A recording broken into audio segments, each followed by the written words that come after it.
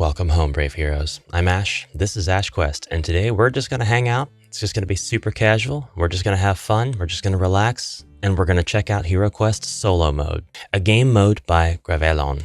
In English, I believe this is available in French as well, and I'll put a link in the description below where I obtained it. I'm not remembering off the top of my head where that is. Oh, never mind. I found the official page, and this is what I will link in the description below. This is Gravaillon's blogspot, or WordPress rather, page. So you can go here for updates, or if you would like to donate, the English version is available here. It defaults to the French page. Just go ahead and click on the English link. But we're not going to get anywhere looking at this. Let's actually look at the contents of what you get. And I have no idea what's in here. I'm going to be unboxing it, unzipping it. So unzip with me. That's the worst way to start a video ever. It might be the best way to start a video ever. Extract to your own folder, please. This is only 88 megabytes. This is a tiny, skinny download. It's not going to be harmful at all. Rules and base quests.pdf. Let's continue to make these really big for everybody. And the expansion packs folders, which that ends up being eight more PDFs. Each one titled after an expansion pack. Spirit Queen's Torment is here. The Moon of Terror, we know what that is. The Prophecy of Talor, Keller's Keep against the Ogre Horde. The Frozen Horror, Moon of Terror probably being named for the French version of Rise of the Dread Moon, not some sort of way to dodge copyright or anything like that. But we're going to check out some of these. All right, rules and base quests though, first of all. Opening the PDF. Oh, it's comprehensive. It's nice. We have a solo deck. We have a game aid for the solo mode. We have something called security dice. We have a tracker for number of objectives completed. We have numbers to place everywhere on the board, or refer to rather, everywhere on the board. I love that. We're about to jump into a lot here. So first things first, let's go ahead and zoom in. My face is covering up the zoom tool. Here we go. Get rid of that. All right, this is solo or cooperative mode rules by Gravaillon, version 1.3. Sorry for butchering your name. Special thanks to Voptis for their thoughtful adjustments. If you want to play HeroQuest in solo mode and the app didn't convince you, this mode is made for you. That's me. It has been developed to be as simple as possible, both in its rules and its materials. You will need only this booklet and a deck of cards provided with this expansion. Setting up a quest. 1. Choose the quest you want to play and place the starting location as indicated by the quest map in the official book. Also, place all elements visible to the heroes in this starting location. That's very easy. Step 2. Next, gather the cards of the heroes participating in the adventure, shuffle them, and place them in a horizontal line. This is the targeting order, which is read from left to right. I like it so far. Already making sense. Step 3. Gather the monster cards from the game system and add the monster cards from the expansion you are playing. Shuffle them and arrange them in a grid of several rows. The length will of course depend on the space available on your game table. This is the monster activation order, which is read from top to bottom and left to right. Okay. Step 4. Set aside all furniture elements listed in the quest objectives according to the corresponding instructions in this booklet. Okay. And 5. Finally, follow the setup instructions for the solo mode deck, referring to your current campaign. No rule changes are applied in this mode. You may play by following the rules of a regular game. However, certain rules are used to simulate what the Zargon player would do during a normal game. This includes setting up discovered locations, triggering and searching for traps, which is one of the trickier things to get right. In my opinion, nobody has nailed how to deal with traps in their solo systems just yet. The presence of secret doors and or special treasures, and the activation of monsters. Generating locations. When a hero discovers a new location on the board by opening a door or entering a tile at the end of a corridor, for example, draw one solo mode card. If you need to generate a room and the numbered box on the card indicates the word objective, ignore the card's instructions and instead refer to objective note 1 of the current quest in this booklet to set up your room. So it seems like this is going to be, and I know I should just continue reading, but it seems like it's going to be the objectives of the quest you're playing are what's important here. The rest of it's going to be very generative, very randomized. So no two quests are ever going to be the same, even if you're playing the same quest. I think this is a good direction to go when you are setting up a solo mode to play. We'll continue on. If you have already resolved this note during your quest, resolve objective note 2 instead. If that's already been resolved, proceed to note 3 and so on. Each objective note can only be resolved once during the same quest, and they're all resolved in ascending order. If the numbered box on the card does not indicate objective, or if you are generating a corridor, not a room, then read the line corresponding to the type of location you are generating, room or corridor. So, for an example, the barbarian opens a door, which generates a room. He then draws a solo mode card, which does not contain the word objective. So he consults the room line, which indicates one furniture, one monster, and one door if an unexplored room is adjacent to the generated location. Draws a new solo mode card and consults the furniture line. He then draws one last solo mode card and consults the monster line. So you're not looking at all three of these on the same card. That would make things very repetitive. You are looking at the top element on the first card, the middle element on the second card, and the bottom element on the third card in order to play a truly randomized game. This is a fantastic approach. It makes sure that your rooms don't begin to feel repetitive or thematic. You're not always going to be setting up a room that has the same furniture, same monsters, even if it's a random result. Getting that room in a deck of other cards, it's impossible to know how things are going to evolve and play out as you generate the room. Very good, very good, very good. That's just page 1. We have a lot more to cover. We're likely not going to cover the entire document, but we are going to go through here and continue to try to find out if this is right for you. Placement of elements. We have a board layout called distribution table. Keep it visible on the game table. Whenever you need to place elements on the board, such as rubble, doors, furniture, monsters, roll 2 red dice and consult the distribution table for the relevant room or corridor. The result on the dice indicates the tile where your element will be placed. If you have multiple elements to place, do not roll the dice for each one, simply add 1 to your result and ignore all the already occupied tiles. So, this does require you to use logic when you're placing elements and rely on common sense, because placing rubble, in a corridor may divide the corridor into several sections. So you place the doors in the section you're exploring, the one visible to you, not in a section you can't see. So here's where we run into the user choice algorithm. This is something I hope somebody can figure out how to get away from, just to make things a little more hardline, but if it works for this system, then it works for this system. We'll continue. If a hero searches for treasure for the first time in a room, they must first check the furniture section of the current quest in this booklet. If any furniture present in the room is listed, resolve the corresponding note instead of drawing a treasure card. Otherwise, draw a treasure card as usual. I recommend playing treasure searches French style, as in the original edition of the game. Only 1 treasure search for all heroes is allowed per room. So, French style. You know, the college I went to invented the original beer pong game. No, I'm kidding. That's actually cool. I didn't know that. I'm going to start referring to that as French style.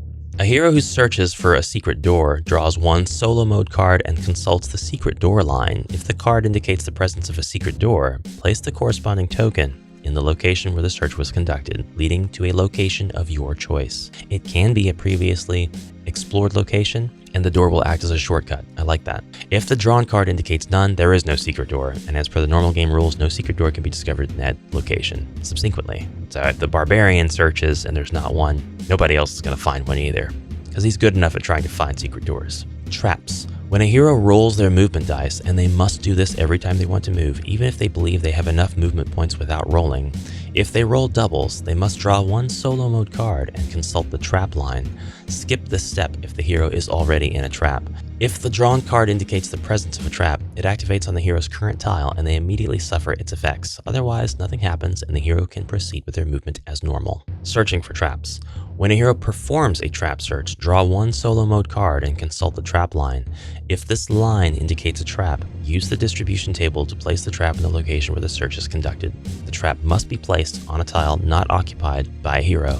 Add 1 to your dice roll on the distribution table as needed until you get a free tile. Alright, so that's pretty interesting. That still allows us to find traps in rooms that were not designed to have them, or run into traps in rooms that were not designed to have them, but it makes the trap mechanic more fair. It's basically perform this extra step, because every time you search for traps in HeroQuest, you find them. If they are there, you will find them, as long as you're following the rules as written. But if you roll doubles, you draw the solo mode trap card before you even move. Of course, if the hero is already in a trap because they sprung it, or maybe they're in the bottom of a pit, they don't have to worry about that. Even if they roll doubles, they can escape the pit or the trap or whatever. The sprung trap. They can escape the sprung trap.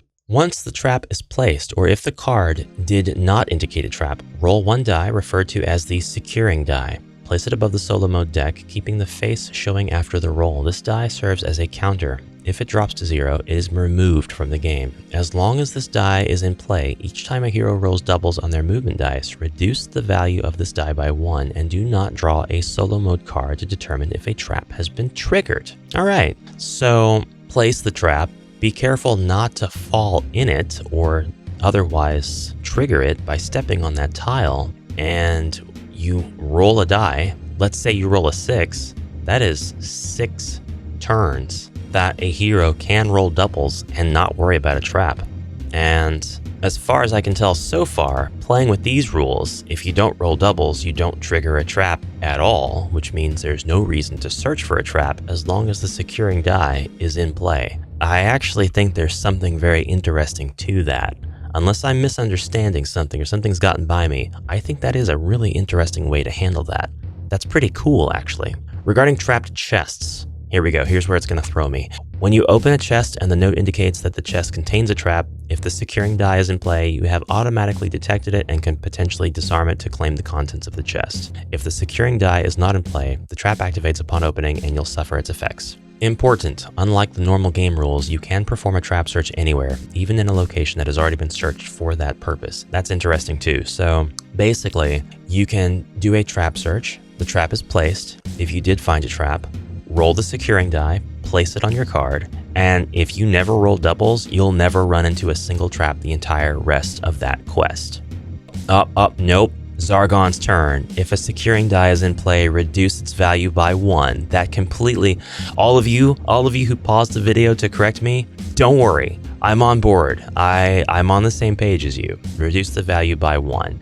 I was still excited about the previous one because that was inspiring different ways to handle that, but that is really cool. If the securing die is in play on Zargon's turn, reduce the value by 1. So no, that's what I said earlier is not correct. The traps will still be available to be found. So it's kind of, here's how I think about this lore-wise. I know I'm stuck on this. I'm excited about it. I want to talk about it. Lore-wise, you're in a dungeon. If the monsters know that you're there, there's nothing stopping them from laying traps where you have already been. You could go and, you could clear through rooms of monsters, right? They're not really going to regenerate. They're gone. You have banished them. You've killed them. But in my mind, in the back of my head, there could always be that one goblin who hangs back, or he's under the table. He's somewhere the heroes didn't find him. And he comes out to place a trap and he runs back. And this never happens in HeroQuest, really. But this sort of system kind of implies that there is that gnome in the refrigerator that turns the light on really fast and runs away when you open the door. Or when you shut it, turns the light off. That you don't know about the gnome in the refrigerator?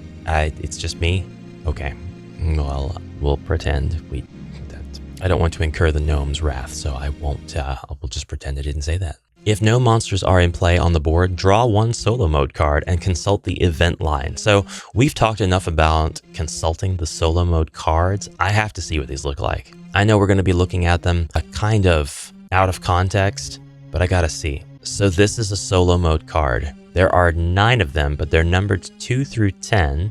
2 says objective, 4, 6, and I would venture to guess 8 and 10, they all say objective. So half the cards do say objective, the other half do not. They have room lines, corridor lines, furniture lines, monster lines, corridor monster lines. That's cool. Trap and secret door lines, as well as event lines. And as far as room generation goes, there's going to be 9 times 9 times 9 times 9 times 9 times 9 times 9 combinations of these cards. Not that you're using all of them for room generation, really, but it's more 9 times 9 times 9 if you're only using 3. So you've got, 270 something combinations of rooms that you can generate. But like using card number 6, objective, as an example, room says 1 furniture, 1 door to room, 1 door to corridor. Awesome. Totally doable. Every single room on the board has the ability to connect to a corridor. Corridor monster, and 2 doors. We're using a different monster. So if it says corridor monster, that's different than just like a room monster. Furniture, 1 table. Monster, an orc, wow, great job, and a goblin. Corridor monster, goblin. These are not going to be in play on this card. This room card says 1 furniture, 1 door to room, 1 door to corridor. Your next card will consult what lines this is referring to. 1 furniture, consult this furniture card. Ignore the number on the card if it says objective or not. You're using it as a reference. 1, there's nothing else to reference here. If it said monster, like card 5 does here, then you'd draw another solo mode card and you'd consult the monster line. If it's a room, so then it would be the orc and the goblin here. No event. And if you were in a corridor, you would consult the corridor monster and place a door on the corridor monster line, which is just a goblin. So less threatening than if you go into a room, which I agree. That is a really cool system. That is a super cool system. I like that. And we've got the event for reawakening the dead on 2 of these cards. And we have 2 events that help regain lost life points. So we actually have some opportunity to help the heroes out. We've got all of the furniture pieces referenced here. And here's what's really cool. You scroll down enough in this PDF, you'll see that the game system is laid out quest by quest so that you can play specifically with the quests that were laid out in the game system using this game system additive. In other words, for the trial, it's laying out objective 1, 2, and 3, and it's telling you what the furnitures are. If chest 1, then read note D, chest 2, read note B, chest 3, read note E. They are directly referencing the quest notes for the trial, and that sort of feature just continues to go on. Weapons rack, read note A. So when you place that weapons rack, it will have its own search conditions, just as in the quest. This is a fantastic way to reference the actual written quest material and bring to life the intent and the adventure that are in that quest inherently with this system. The pro of this system is that it does allow you to make whatever quest you want or take whatever quest you want and play it with this. The con is that you will have to write up how those objectives are approached and what all of the furniture in here will trigger, which notes to read in the quest book when you're ready.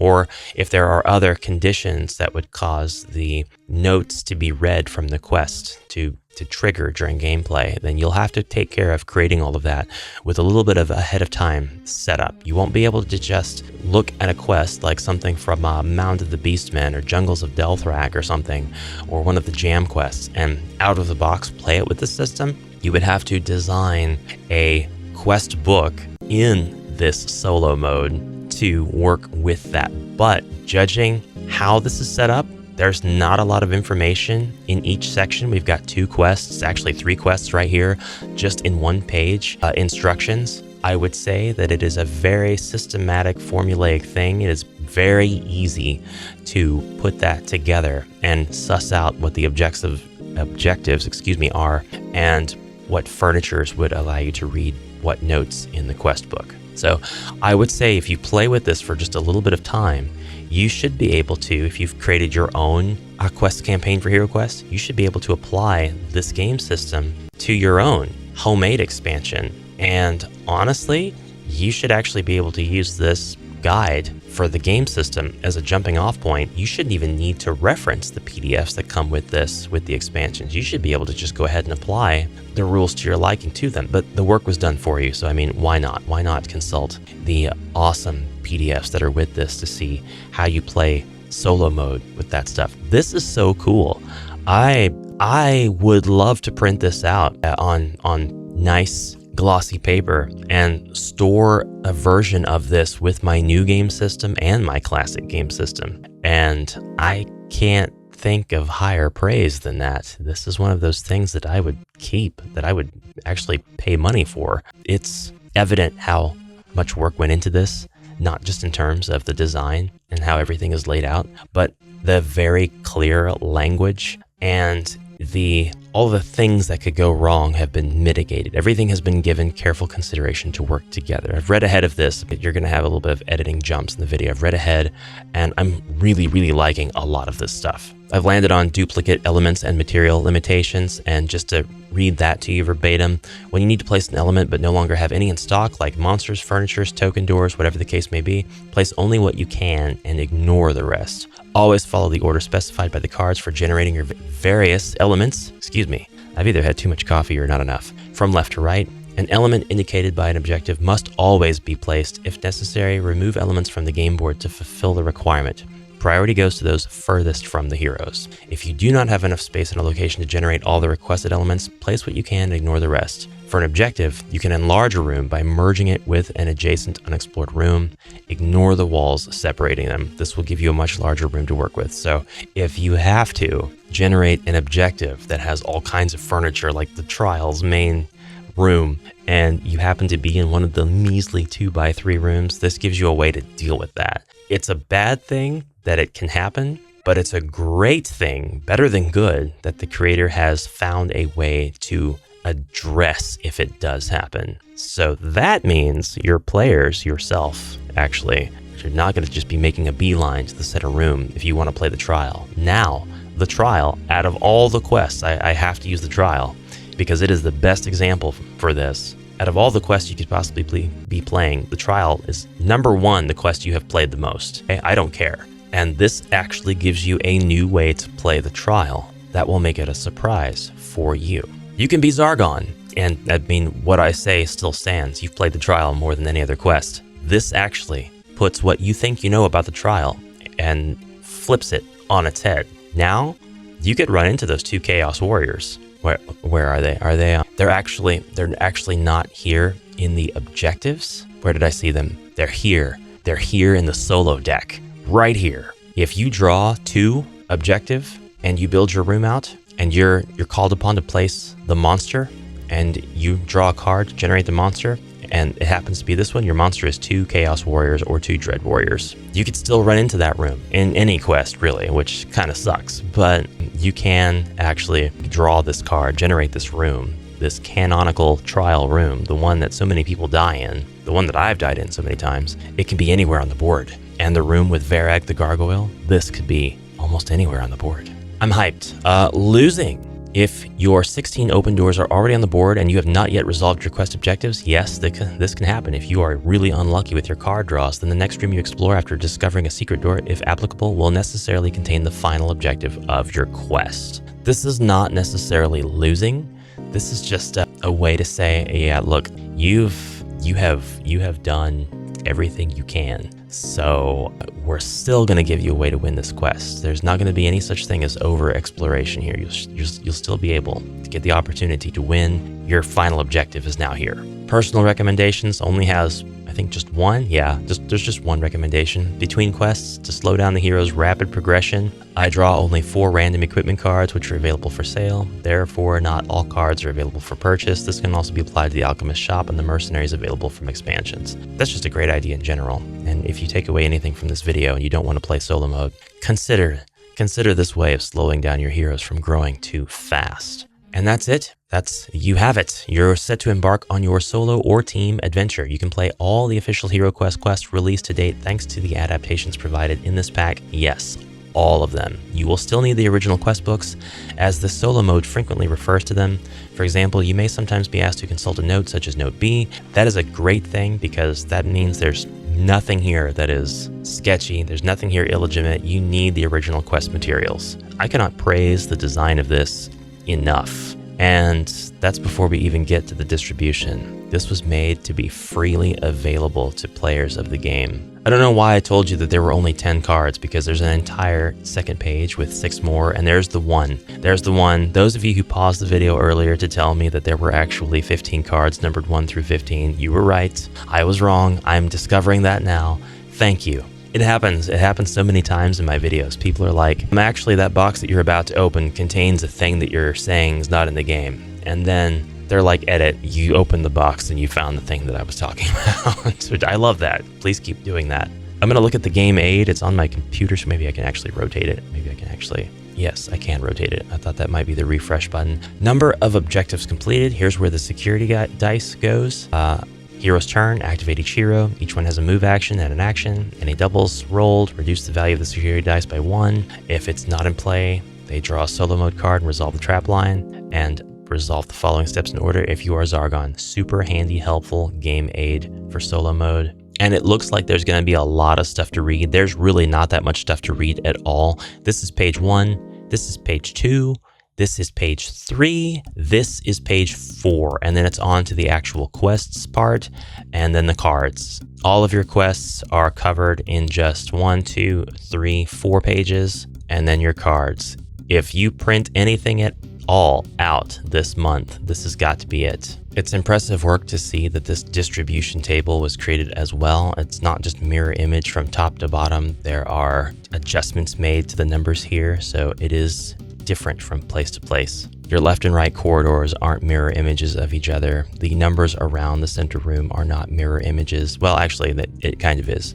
264753, 264753, 24653, 24653. But beyond that, it's different. Having a look at this distribution table, there are some rooms and corridors that kind of mimic each other so that the placement of things will be more consistent, I suppose. The top and bottom corridors, for example, they're all 2, 7, 10, 3, 4, 8, 9, 5, 6, 11. The bottom double corridor is the same way. All the spaces around the center room kind of have the same convention with numbers, with 7s being omitted from the sides, but still appearing top and bottom. They're almost like mirror images of each other. Some of the rooms, like the 4x5 rooms, look like they would be laid out the same way when you walk into them. The 3x5 rooms are all set up roughly the same way as well. Not a big deal though. The top and bottom corridors would be very, very similarly laid out, but the numbers are offset just a little bit, just to make them different, I suppose. And I mean, that makes perfect sense. It is really cool, I think. I'm gonna overuse that word in this video. I'm sorry, I'm a millennial. It's what I do. To see all this stuff laid out, like the creator, the developer of this, wanted to make sure that they dotted all of their I's and crossed all of their T's. So I'm really curious if anybody has found a loophole that makes this unplayable to a certain degree, but I'm guessing that the developer has play tested the crap out of this, and judging from all of the expansion packs here put in, which let's just go ahead and check out the Frozen Horror, since I did a video recently on Lost Maps version of this board, and we'll zoom in really far. It just goes right into how to set up for the solo mode deck, and then it just jumps right into the quests. I mean, there's no reason to not believe that the creator has got this on lock. And here are your expansion cards. You've got 5 more. Whoa, that's a lot of card backs when you've only got 5 expansion cards. That's cool though. 5 cards for the expansion. I hate this. Look at that. 6 monsters right here. 6 monsters. 6 monsters. They're all terrible monsters to have all in the same room. Hate that. Look at what they do for the corridors though. They put the special elements of the corridor there so that when you're generating your room or corridor, that the element is present, makes an appearance. Yeah, not always going to be like this though. You'll still be drawing from the regular solo deck now. Yeah, you would actually do that. You'd have your 15 base game solo mode deck cards and then the extra 5 cards shuffled in. Bravo, bravo. Absolutely fantastic. I want to play this and I would love to do it on the channel. Hopefully in the near future I'll get time and inclination to do so. Please let me know if you'd like to see that and if you would like to support such a thing. And that is all the time I have, so thank you so much for watching. A huge thanks to Gravaillon for creating this. Please tell me how to say that. Please tell me that that's the right way to say it, or otherwise correct me, and I will see you all in the next video. Until then, have a great rest of your day, and bye for now, brave heroes.